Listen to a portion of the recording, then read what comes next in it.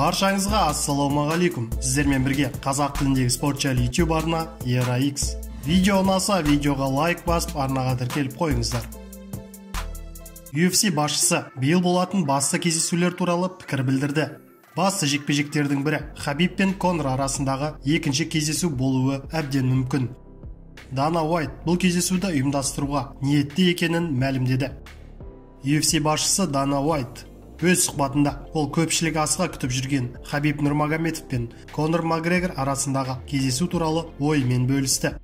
Дастин Порие Макгрегор арасындағы кездесудің жеңімпазы жеңіл салмақта чемпиондық белбеудің басты үміткері болады. Мен осы аптада Хабиб пен Абу-Даби қаласында кездесемін. Конор Дастин Пориені жеңеді деп үміттенемін. Содан кейін Конор мен Хабиб арасындағы екінші кездесуді ұйымдастыруға тырысамын.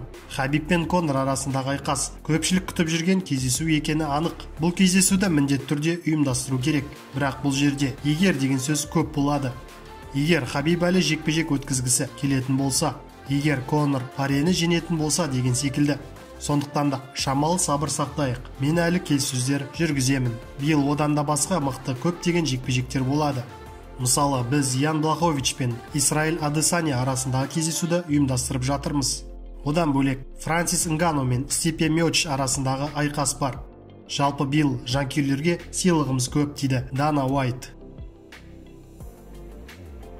Жеңіл салмақтағы Беллатордың экс-чемпионы Майкл Чендлер болашақта Конор Макгрегормен жұдырықтасқысы келетінін айтты.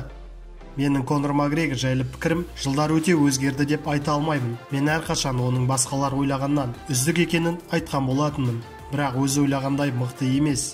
Конор бүкіл әлемдегі ережесіз жекпе-жекте ерекше және өзіне қатты сенімді жауынгер. Біз оның бәсекелесі ретінде оған лайықты құрмет бермейміз. Конордың ең жақсы нұсқасын UFC 257 турнирінде көреміз деп ойлаймын.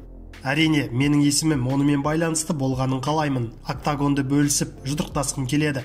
Мен Конормен өте жақсы үйлесемін деп айта аламын. Менің күрес тәжірибем, сонымен қатар қолымдағы күш, сонымен бірге соққылар мен шешімдерді біріктіру қабілетім, қарқынымды арттыру қабілетім Конорға сұмдық қорқыныш ұялатады деп ойлаймын.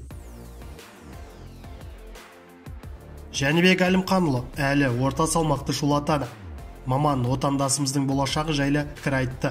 Қазақстандық кәсіпқой боксшы Жәнібек Әлімханұлы орта салмақта біраз шулата алады. Мұндай пікірді ресейлік маман Григорий Стангрит айтты.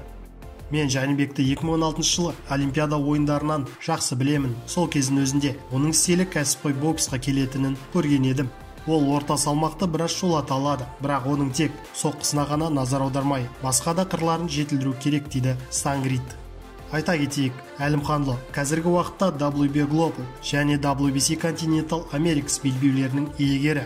Ол бұған дейін америкалық Джермал Чарлоны жекпе-жекке шақырды. Сондай-ақ отандасымыз 2021 жылы орта салмақтағы чемпиондардың кез келгенімен шығуға дайын екенін мәлімдеген еді. Сіздермен бірге болған ERA-X арнасы. Келесі кездескенше.